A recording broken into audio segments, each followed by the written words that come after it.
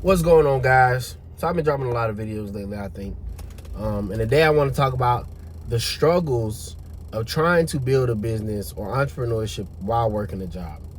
And this is just straight up dome. I don't have no script with this. I literally just turn my camera on. And this is how simple it is sometimes, guys. Like, it's really simple to just turn your camera on and talk.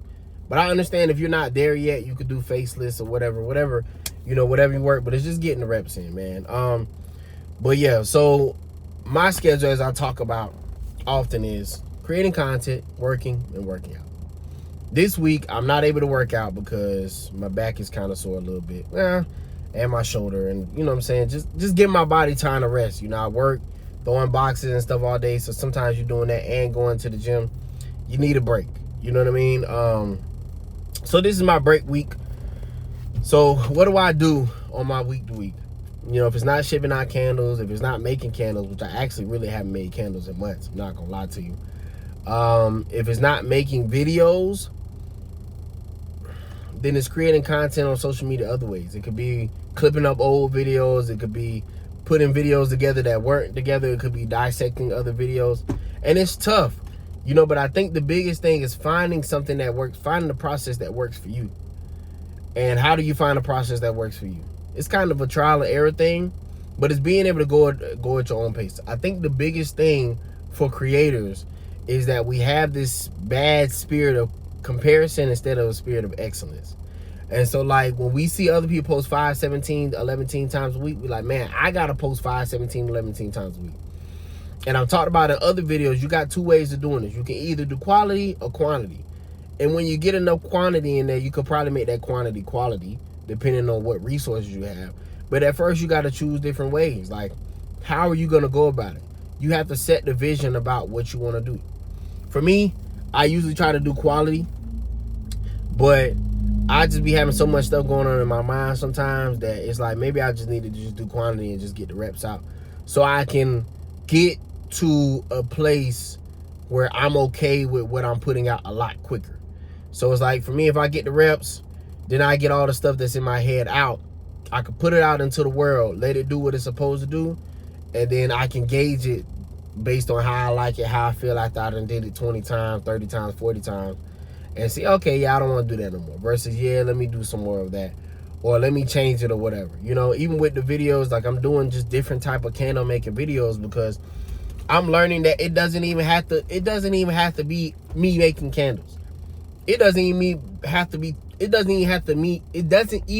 to be me talking about candles.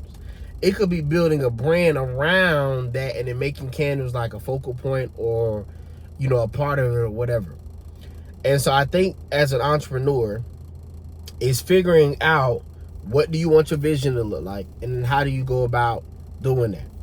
So for me, like, it is tough, but I'm finding ways to make it easier for me because I refuse to be stressed. I refuse to be overworked. I'm not the booked and busy type of person. Like, it doesn't mean I don't mind being booked from time to time, but I like it spending time with my family. I like spending time with my friends. I want to be in the tropics. You know what I'm saying? I want to put my feet in the sand and toes in the water and all that stuff. I want a mojito on the side of the beach. I don't always want to work, you know, and it's finding things where you could do it passively or where you can cultivate a community. You know, and I think that's the biggest thing, is being able to cultivate a community. So I'm kind of making a pivot. Like, I make candles. I'm still going to make candles, but I'm kind of making a pivot from more candle focus to more content focus because there is a market for content. You know, if I get on TikTok or Facebook, I can make money off of views. I don't even have to make no candles. Just making views, videos off talking about candles. You know, so that's ways that I'm making candle making easier for me. It's tough to be able to work 40 hours a week. And then if you have a family, have a family. And then if you're trying to take care of your health, take care of your health. And then if you're trying to have extracurriculars, if you even have time for it, you know, being able to go out and do other things. You don't really, it's hard to have time, especially sometimes in the economy where time just costs so much. Things just cost so much of your time and your resources and stuff like that. So it's finding a way to make it easier. Like today, I'm sacrificing going to the gym because, like, you know, I just want to make videos. But it's something that I want to make. It's something that I don't mind making. It's something that I want to talk about. It's something that I want to do. And making a video about how do I balance work and entrepreneurship? making a video about telling the truth about how the struggles are real. It is hard, man, but you got to find ways to simplify it.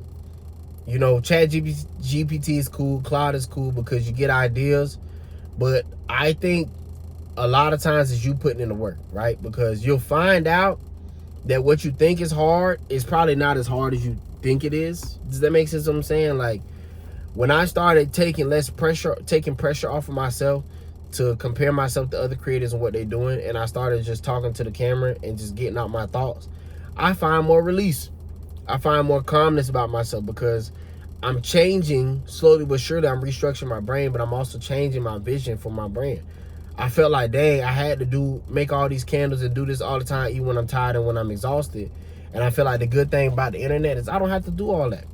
I can make a video talking to you, and people can get these, you know, videos, and the views will go up, and eventually I can get AdSense money, or if I want to make a Patreon or a community, or, you know what I'm saying, I can put them on Facebook, get views, get money from that, or however, sponsorships, hosts, like, it's so many other things I could do.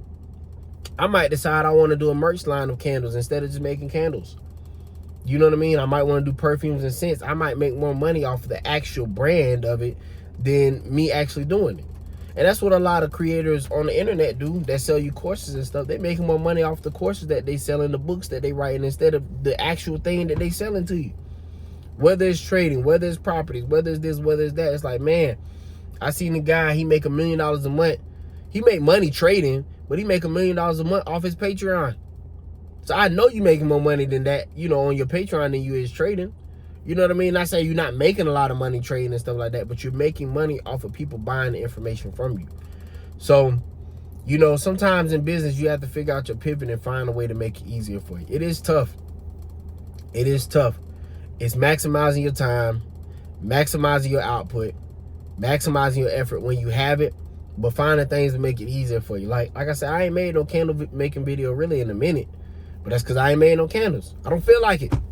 I don't feel like making candles, but I don't mind talking to you about the candle making experience. I don't mind talking to you about candle making entrepreneurship.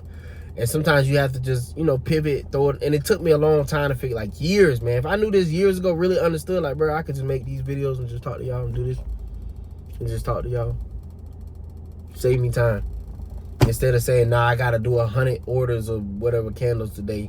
I don't want to do it. I don't feel like it. But this is still business. You know what I'm saying? This is still part of my brand. This is still part of As I Am Candle Co. This is still part of the whole thing that I'm doing. And people are still going to support because they're going to watch this and they're going to like it. If they like it. You know what I'm saying? So it is tough. Find a way to simplify the process for yourself. Stop comparing yourself to what other people do. We all have seasons. And some days where I be going hard like this. I be posting videos like this and then I go on a hiatus for a while. And I'm starting to be okay with that. You know what I mean? People used to be like, oh, you got to be consistent, burn out, blah, blah, blah. This is consistency for me. I don't want to post 100 videos a day for the next 8 years. I don't want to do that. That's too much work. I already work enough in my own job. And yet people are like, well, you got to build the life you want by doing it. Yeah, but I'm tired, bro. I built this version of my life. This is the version of my life I want to build. Where I'm intentional about what I'm doing. But when I need a break, I'm going to take a break. And y'all are not going to, you know, discredit me for taking a break. So you have to find a vision that works for you. Stop listening to what everybody else is in there. Listen to you inside. What do I really need? And then it's figuring out how can I make that vision come true. You know what I mean? That's the tricky part. Like, what things can I do to make it come true? So I asked ChatGPT. I literally asked ChatGPT, what kind of content that can I make without making candles? Or without making candle making videos, because I'm tired of making candle making videos right now. And it's like talking headshots. You know, you could do the ASMR, which I'm dropping a video, or if I haven't dropped it by the time y'all seen this, well, it's just me making candles. It's an old video, but I got music behind it. You know what I mean? Me chopping up old videos and posting, me doing talking head videos. It might be some other stuff that I might do where I might just go through my candles and I might just show them to you, and I might just put some music behind it. You know what I'm saying? It's so many different things that I probably can do. But we looking at it in a traditional way. We need to start looking at things in an untraditional way and finding our own way of doing things untraditionally and being okay with that. Because one thing I'm seeing with the internet is that people like a lot of different stuff, and I've talked about it in my other videos, is, you know, When you find a business that you want to do, can you do trends? Can you do, the stuff that people in your community like? Or can you do your own thing? And you could do all three.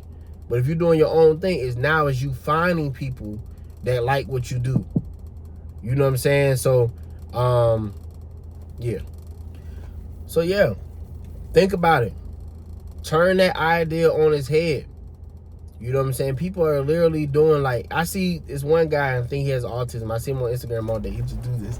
I ain't even think, he just dances in every single video. I see a lady, all she does is try on an outfit, turn around in a circle, and turn the camera off.